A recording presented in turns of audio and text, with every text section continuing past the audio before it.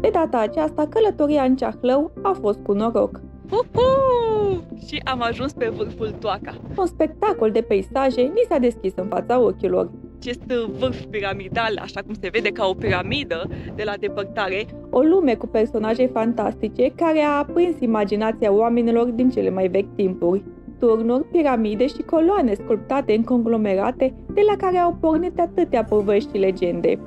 Totuși, haideți să începem cu începutul. Bună dimineața! Vă salut dintr-o nouă aventură pe munte.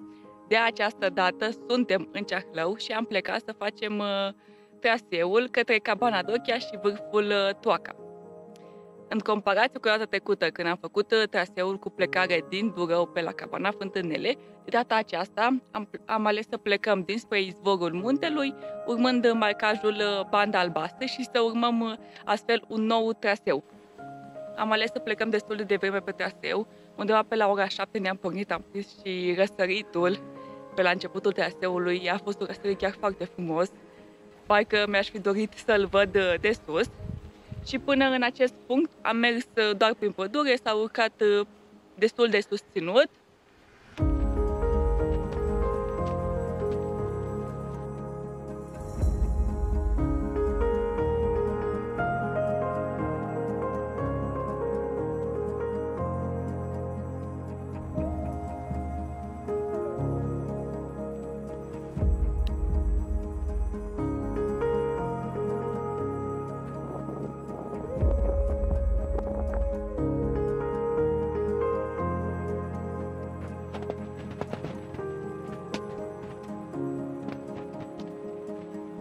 Dacă în Ceahlău conglomeratele sunt predominante, cele care au creat acest relief uniform, spectaculos, pe care îl găsim în acest masiv, ei bine, printre conglomerate mai întâlnim intercalații de gresii și calcare.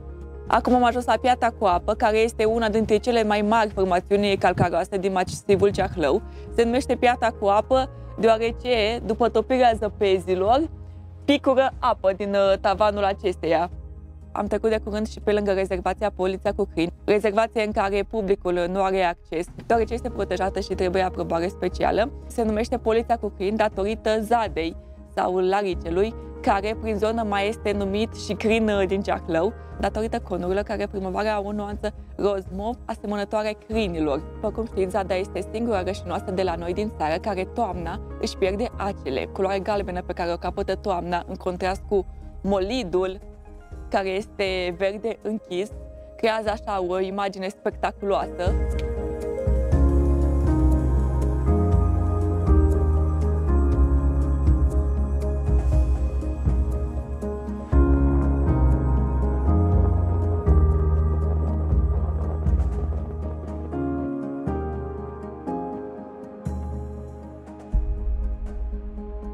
Vă spuneam mai devreme despre formele spectaculoase create prin eroziune și dezagregare în conglomerate. Ei bine, acum am ajuns la un exemplu foarte bun în acest sens, și anume Călugării și Cetățuia, reprezentat printr-un zid masiv asemănător zidului unei cetăți, cu doi călugări în față, reprezentați prin două turnuri.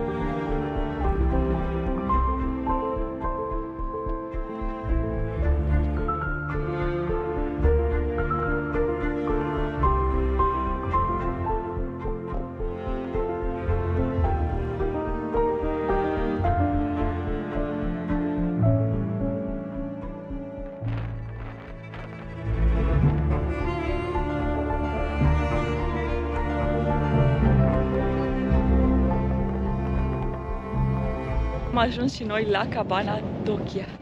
Doamne, ce priveliște superbă e aici! De data trecută, când am fost în Ceahlău, nu am văzut deloc priveliștea de la Dochia, pentru că era toată acoperită de nori, era foarte multă ceață și foarte mult vânt.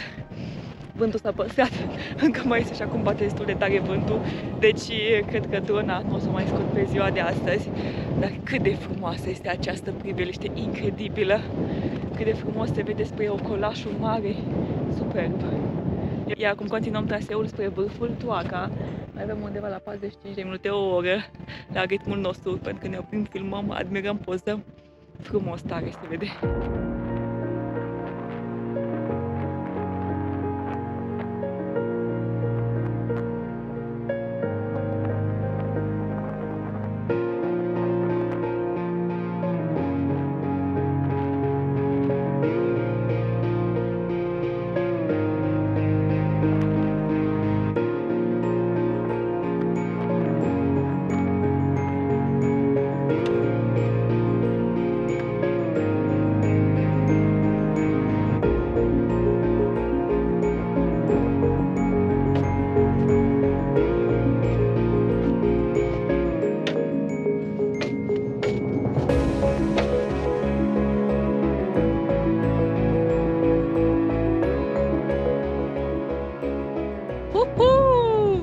am ajuns pe vârful Toaca.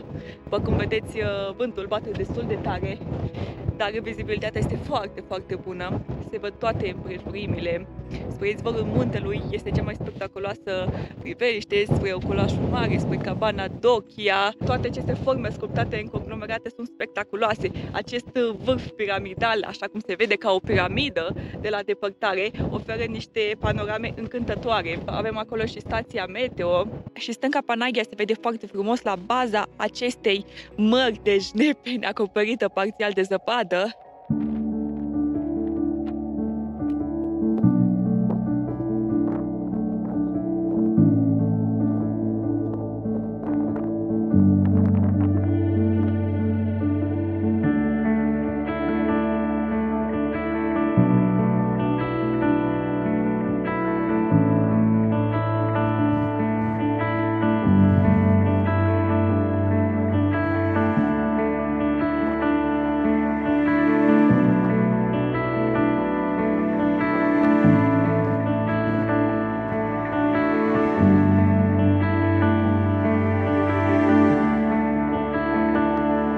Partea superioară a masivului Ceahlău este reprezentată de un uriaș sinclinal suspendat. Cum am reamintit și mai devreme, pe lângă conglomerate mai întâlnim gresii și calcare. Aceste tipuri de roci sedimentare au rezistență diferite la eroziune, de aici și diversitatea formelor pe care o întâlnim. În urma acțiunii vântului, a ploilor și al îngheț-dezghețului, rezultă un relief cu aspect uniform sub formă de turnuri, coloane, piramide, ace, etc. Printre formele cele mai reprezentative amintim Panaghia, cetățuia și călugării, detunatele, scăldătoarea vulturilor, piatra cu apă, Dochia, etc.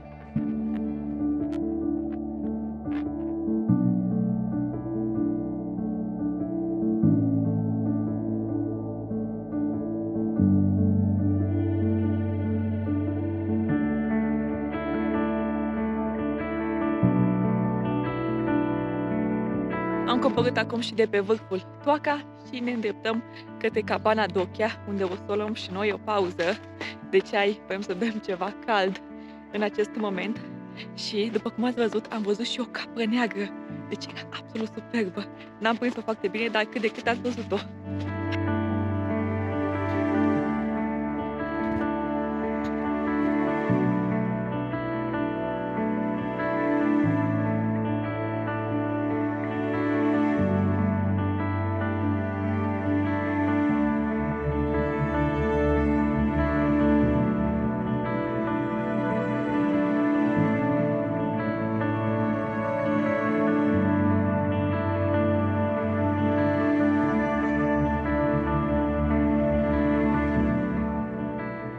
După un ceai bine meritat, am pornit și noi coborârea, pe care o să o facem pe un alt traseu, și anume pe Jgheabul cu Hotar, către izvorul muntelui. Și o să ajungem undeva unde am lăsat noi mașina astăzi de dimineață. Sunt curioasă cum este și acest traseu. Momentan coborârea pare mult mai abruptă decât pe celălalt traseu, cel marcat cu banda albastră. Acesta este marcat cu triunghi albastru, dar s-au schimbat și panoramele. Cât de frumos se vede de pe acest traseu vârful Toaca. Se vede în toată splendoarea lui.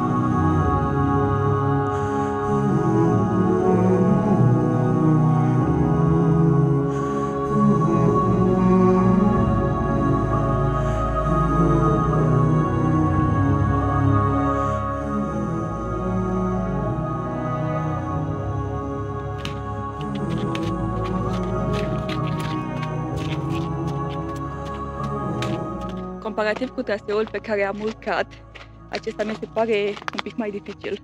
Coborârile sunt foarte, foarte abrupte. dar într-un fel un pic mai sălbatic și spectaculos, din ce-mi dau eu seama. Înainte să intrăm în pădure, am trecut pe lângă niște formațiuni din conglomerate foarte impresionante, omul bun, omul rău, se vedea chiar și toaca în spate, dar și altele a căror denumire nu le știu.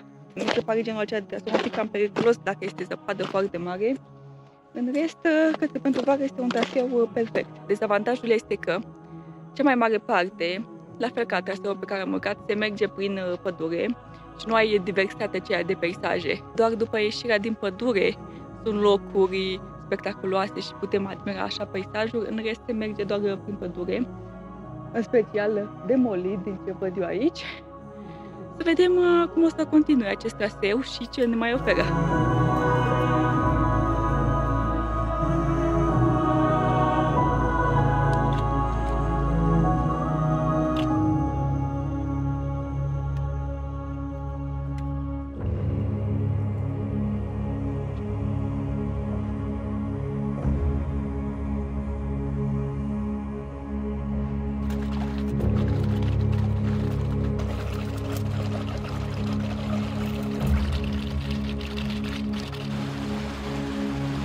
Ajuns și la finalul acestui traseu de astăzi, care a durat aproximativ 8 ore jumătate, 9, cu tot cu micile pauze incluse pe care le-am avut noi.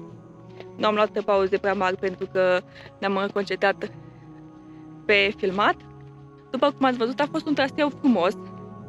Dezavantajul a fost că se merge foarte mult prin pădure și atât la urcare cât și la coborâre, dar la o înălțime de peste 1700 de metri, priveliștile sunt încântătoare și chiar sunt diverse.